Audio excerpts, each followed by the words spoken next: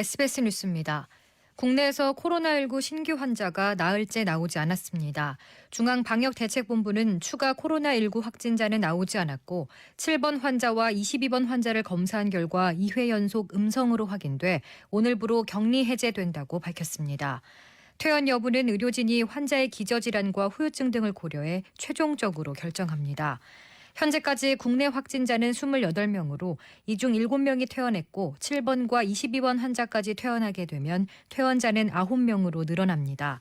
한편 28번 환자가 진단검사에서 2회 연속 음성 판정을 받아 격리해제 기준을 충족했지만 중앙임상TF에서 아직 퇴원을 결정하진 않았습니다.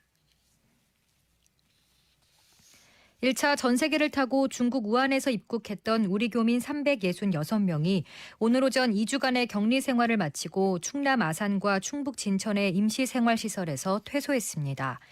20여 대 버스에 나눠 탄 교민들은 서울과 대구 등 전국 5개 권역의 기차역과 버스터미널에서 내려 각자의 생활로 돌아갔습니다. 내일은 2차로 귀국한 교민 333명과 아이를 돌보기 위해 자진 입소한 1명이 아산에서 퇴소합니다. 중국 국가위생건강위원회는 코로나19 확진자가 2,641명, 사망자는 143명으로 각각 늘었다고 발표했습니다.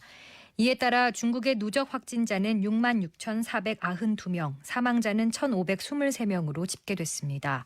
신규 확진자의 경우 지난 12일 중국이 통계 기준을 바꾸면서 15,000여 명으로 크게 늘었다가 그제 5,000여 명, 어제 2,000여 명으로 다소 주춤하는 모습을 보이고 있습니다. 일본에선 의사 등 3명이 새롭게 코로나19 감염자로 확인됐습니다. 이에 따라 일본 내 감염자는 요코하마항에 정박한 크루즈선 내 감염자 218명을 포함해 262명으로 늘었습니다. 크루즈선 감염자 중 11명은 중증 상태를 보여 집중치료실에서 치료를 받고 있습니다. 우리 정부가 일본 크루즈선에 탑승한 한국인의 구출을 검토하는 것으로 확인됐습니다. 정부의 한 소식통은 언론과 통화에서 크루즈선에 탑승한 한국인 14명의 본국 이송에 대해 검토하고 있다고 밝혔습니다. 우리 정부는 당초 이송 계획이 없다는 입장이었지만 미국 정부가 미국인을 구출하기 위해 전세기를 준비하기로 결정한 사실이 알려지면서 방침을 바꾼 것으로 풀이됩니다. 다만 외교부에 따르면 한국인 승객 9명 중 8명은 주로 일본에서 생활하며 국내 연고자는 1명이고 승무원 5명 중에도 국내 연고자는 2명에 불과합니다. 세예드 아바스 무사비 이란 외무부 대변인이 트위터에 이란의 삼성전자 매장 간판이 철거되고 있는 사진을 올리며 불만을 나타냈습니다.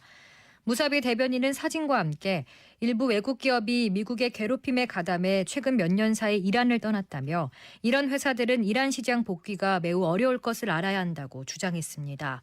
문제의 사진은 이란어로 표기된 삼성전자 간판이 삼성전자 제품을 현지에서 조립, 유통하고 보수해온 삼전자로 바뀌었다는 내용으로 한 이란 일간지가 보도했습니다. 오늘 새벽 0시 반쯤 서울 강남구 도산대로에서 길을 건너던 40대 남성이 교통사고로 숨졌습니다.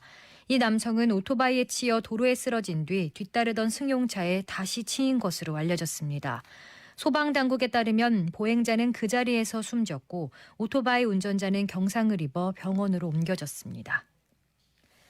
서울 한강경찰대 수사한 구조요원 1명이 한강에서 투신자 수색 중 교각의 돌틈에 몸이 끼어 물 밖으로 나오지 못하다가 구조됐습니다. 오늘 밤은 전국이 흐리고 중부와 호남, 경남 서부는 비가 오겠고 강원 영동에는 눈이 오는 곳도 있겠습니다. 내일은 전국이 흐리고 비나 눈이 오다가 오전에 대부분 그치겠습니다. 다만 서울, 경기와 강원 영서 지방은 밤까지 산발적으로 눈이 날리는 곳이 있겠습니다. 오후에는 충남 서해안부터 눈이 다시 시작돼 내일 밤에는 충청과 호남, 경남 서부 내륙으로 확대되겠습니다. 서울의 현재 기온은 12도입니다. 주시은입니다. 뉴스를 마칩니다. SBS